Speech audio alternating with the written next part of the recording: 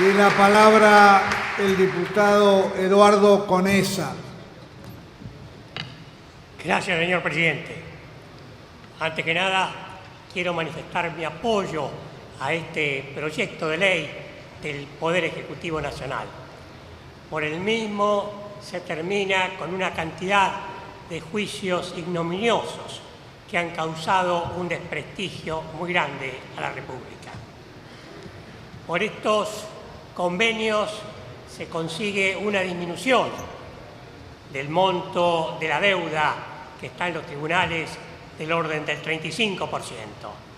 Y además, por estos convenios se va a conseguir una rebaja en el taxi de las tasas de interés, que es más del 8%, llegando al 9%, y esto va a ser reducido sin duda por lo menos al 7,5%.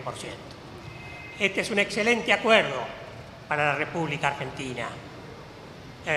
Creo que el gobierno ha tenido la habilidad de dar vuelta la posición contraria a nuestro país del juez Griesa.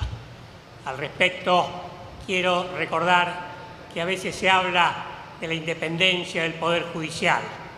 Bueno, en Estados Unidos también se cuecen habas. Es famoso el caso en la historia del juez Marshall, quien en 1803 falló en el famoso caso Marbury versus Madison. Ahí se estableció que la Corte Suprema de Justicia de los Estados Unidos es en realidad un tribunal político. Se trataba de un señor Marbury que había sido nombrado juez, pero no había asumido. Había sido nombrado juez de acuerdo con una ley, pero este señor era enemigo del secretario de Estado Madison. Como el juez Marshall tenía temor de que el secretario de Estado Madison, que era muy poderoso, desobedezca la orden judicial, decidió simplemente perjudicar a Marbury y declarar que la ley sobre la cual había sido nombrado era inconstitucional. De esta manera, la Corte Suprema de Justicia de los Estados Unidos se arrogó el poder de declarar la constitucionalidad de una ley y, de paso, quedó bien con el poder político. Así se demostró entonces que en los Estados Unidos también la justicia tiene un fuerte condimento político. Y acá, a mi juicio, lo que ha pasado es que el gobierno del presidente Macri anda en buenas condiciones con el gobierno de los Estados Unidos. Y esto ha sido un factor, a mi juicio, determinante para dar vuelta estos juicios tan ignominiosos y tan desprestigiantes para nuestro país. No siempre la República Argentina ha estado en esta situación de desprestigio. En otros tiempos, por ejemplo, en la época del presidente Marcelo Torcuato de Alvear, una vez este presidente mandó un telegrama preguntando al Banco de Londres acerca de la posibilidad de que la República Argentina saque un crédito para cubrir ciertos gastos presupuestarios. Inmediatamente, al tiro, el presidente recibió un telegrama diciendo: el crédito de la Argentina es unlimited, sin límite. Esa era la Argentina en el decenio de 1920. En el decenio de 1930, por otra parte, todos los países del globo cayeron en default. Cayó en default Gran Bretaña, cayó en default Francia, cayó en default ciertamente Alemania, Brasil, Colombia, Chile. Todos los países del globo cayeron en default frente al gran acreedor de aquellos tiempos, que eran los Estados Unidos.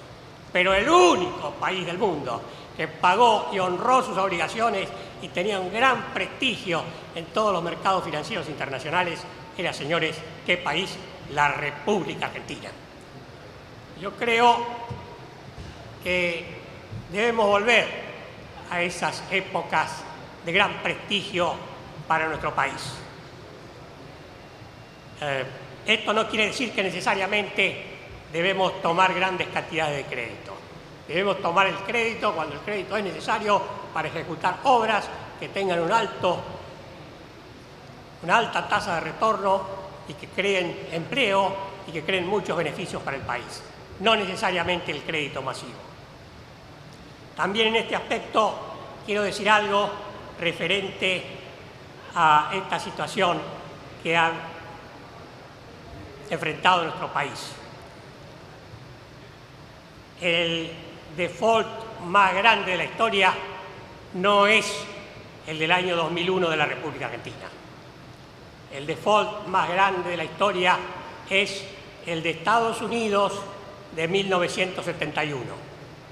En efecto, en ese año el presidente de ese país, por un simple decreto, dejó sin efecto el Tratado de Bretton Woods, por el cual el gran país del norte se obligaba a reponer los dólares, billetes, excedentes que tuvieran los otros países, sea Alemania, Inglaterra, Francia, que tenían muchos dólares, porque Estados Unidos tenía déficit en su balanza de pagos por la guerra de Vietnam.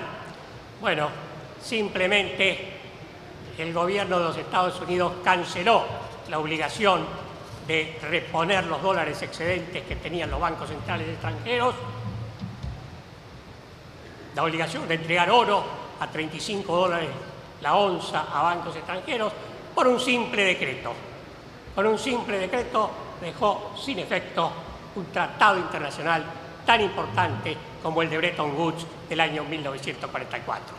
Ese default es 8 veces más grande que el default de la República Argentina.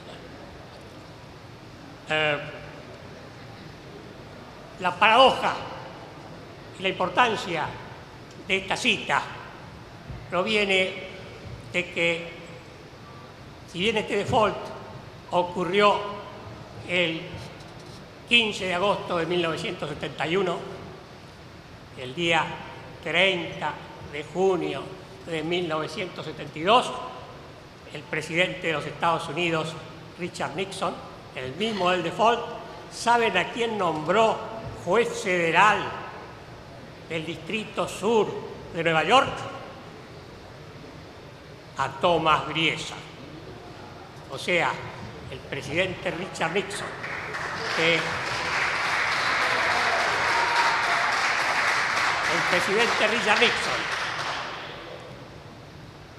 nombró a este juez que ahora nos coloca en esta situación humillante. Pero fue el mismo presidente el autor del default más grande de la historia. Al respecto hay que decir también, porque es justo decirlo, que en aquellos tiempos había una guerra fría y Estados Unidos tenía a su cargo la defensa de Occidente y por lo tanto estaba en una situación apretada desde el punto de vista financiero, y por eso fue que sus aliados, Inglaterra, Francia, Alemania, Japón, no dijeron absolutamente nada y se tragaron el default de los Estados Unidos. Pero eso no quiere decir que nosotros hayamos tenido el default más grande de la historia. El default más grande de la historia fue el de los Estados Unidos de América. Bueno, podría decir muchas cosas sobre esta situación, sobre nuestro default. Solamente quiero decir adicionalmente que la política del presidente Macri no va a traer desempleo. La política que trae desempleo es la política de tipo de cambio bajo. Por ejemplo, la convertibilidad del decenio del 90. Ahí estaba un peso, un dólar. ¿Cómo terminó un peso, un dólar? Bueno, con un desempleo y subempleo que fue del 40% si sumamos ambas variables. ¿Por qué es esto? Porque lamentablemente los empresarios... Redondee, diputado. Y termino, señor presidente, termino. Esto es así porque los empresarios calculan el valor del salario en dólares a los efectos de contratar. Y si el dólar está bajo, contratan poco personal. Lo que ha hecho el presidente Macri es lo contrario. Ha llevado el dólar de 9 a 14 y a 15. Por eso son falsas las afirmaciones que dicen que el presidente Macri quiere crear un gran desempleo. Todo lo contrario. El presidente Macri va a crear mucho empleo y va, yo creo, a alcanzar el objetivo de pobreza cero. Muchas gracias, señor presidente. Muchas gracias.